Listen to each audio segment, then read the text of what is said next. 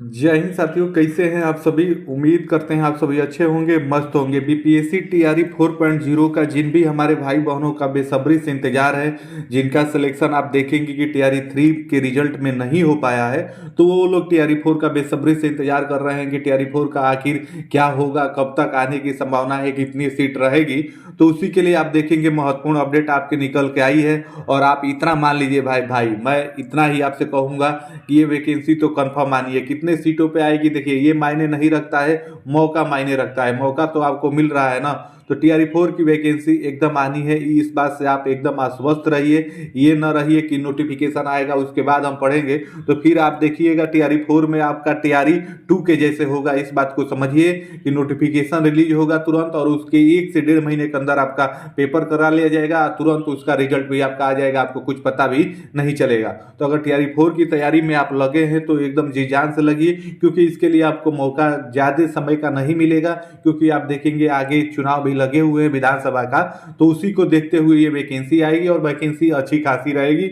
मैं शुरू से आपसे बोलते आ रहा हूँ। आज ऑफिशियली रूप से भी आप देखेंगे कि आज न्यूज़पेपर के माध्यम से निकल के आया है कि 80,000 से अधिक रहेगी। जैसा हम लोग अनुमान भी पहले से ही लगाए हुए हैं कि इससे कम आपका आना नहीं है, क्योंकि टीआरई 1 हो, टीआरई 2 हो, टीआरई 3 हो, सभी में सीटें आपकी बहुत ज़्यादा मात्रा में खाली रही है। और मल्टीपल रिजल्ट का तो अलग ही मसला है। उसके बाद जो देखेंगे फर्जी तरीके से बहाल हुए हैं, उनका एक अलग मसला है। इन सभी को मिला लिया जाए तो इससे अधिक ही वैकेंसी आपकी आनी है।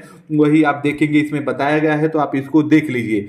टीआरई 1, 2, 3 में 2,81,000 पदों पर निकली थी वैकेंसी। इसमें से 2,55,000 अभ्यर्थी सफल हुए मतलब यह है कि इतने लोगों का रिजल्ट दिया गया, और इससे कम ही लोगों ने ज्वाइन किया फाइनली रूप से, क्योंकि कुछ डॉक्यूमेंट वेरिफिकेशन में कुछ छठे, कुछ फर्जीवाले तरीके से हो रहे थे वो छठे। तो ये संख्या आपकी 2 लाख से कम पे आ गई है मेरे भाई।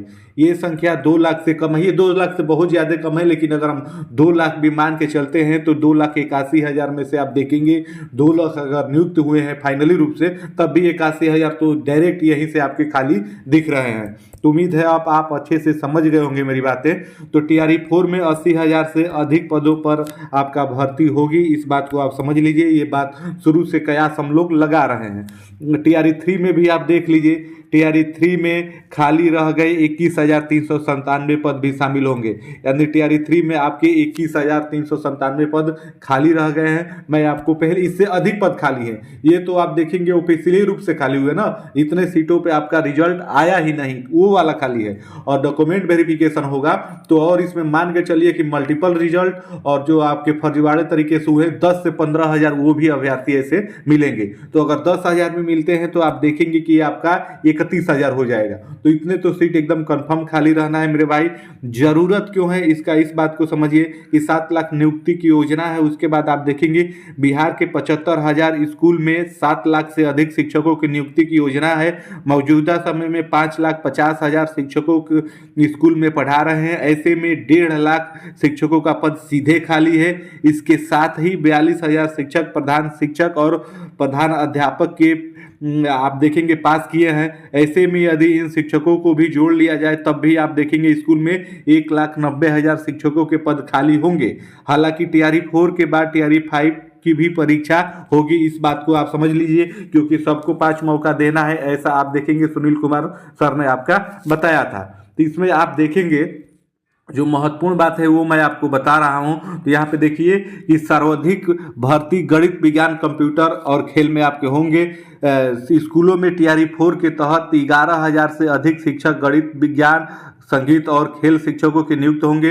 इस दौरान 1 से 5वीं में, 6 से 8वीं में और 9वीं से 12वीं में शिक्षक अलग अलग नियुक्तियां होगी। इसके साथ ही एससी एसटी विभाग द्वारा संचालित स्कूलों में 2,000 से अधिक शिक्षकों की नियुक्ति की जाएगी।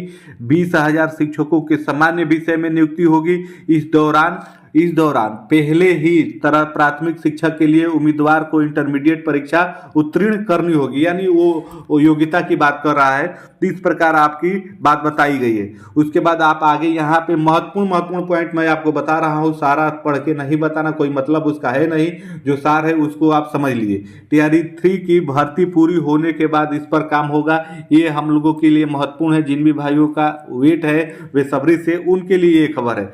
प्रधान अध्यापक के साथ ही टीआरई 3 पास शिक्षकों की काउंसलिंग हो रही है, जबकि प्रधान शिक्षकों की काउंसलिंग की प्रक्रिया पूरी हो चुकी है। क्षमता परीक्षा पास शिक्षकों के नियुक्ति पत्र दिया जा रहा है। ऐसे में स्कूलों में नियुक्त प्रक्रिया पूरी होने के बाद टीआरई 4 के लिए काम किया जाएगा, उसमें भी अच्छी वैकेंसी रहेगी। सुनील कुमार शिक्षा मंत्री है, उन्होंने ये आपका कहा है। तो हम लोगों के लिए महत्वपूर्ण यही बात है मेरे भाई कि टीआरई 4 की वैकेंसी आएगी। आप इस दो पेज में न रहे कि आएगी कि नहीं आएगी। मैंने आपको पहले ही बताया कि ये वैकेंसी आपकी एकदम तेजी से होगी, आएगा, नोटिफिकेशन रिलीज होगा, परीक्षा जल्दी होगा, रिजल्ट भी इसका जल्दी आएगा। क्योंकि आप देखेंगे कि इसके तुरंत बाद ही मिड के बाद आप देखेंगे कि विधानसभा के चुनाव होने हैं, तो उसको मद्देनजर रखते हुए ये वैकेंसी आएगी। तो आप इस योज में न रहिए कि नोटिफिकेशन रिलीज होने के बाद हम पढ़ाई करेंगे। तो ये आप समझते हुए चलिए कि टीआरई 1, टीआरई 2, टीआरई 3 से आपका डिफिकल्ट यानी टफ होगा टीआरई 4, क्योंकि ये स्टेट पास अभ्यर्थी भी इसमें अब आपके ज़्यादा आ गए हैं। आपका यहाँ पे टीजीटी पीजीटी भी अब डिफिकल्ट होगा। तो इस प्रकार से सीटेट का भी आपका रिजल्ट आ गया, तो आप देखेंगे 1 to 5 हो या 6 to 8 हो, वहाँ पे भी अब संख्या थोड़ी बढ़ जाएगी मेरे भाई। तो आप तैयारी में लगे हुए हैं तो अच्छे से इसकी तैयारी करिए, क्योंकि ये वैकेंसी कंफर्म आनी है। मैं इतना ही आपसे कहूँगा।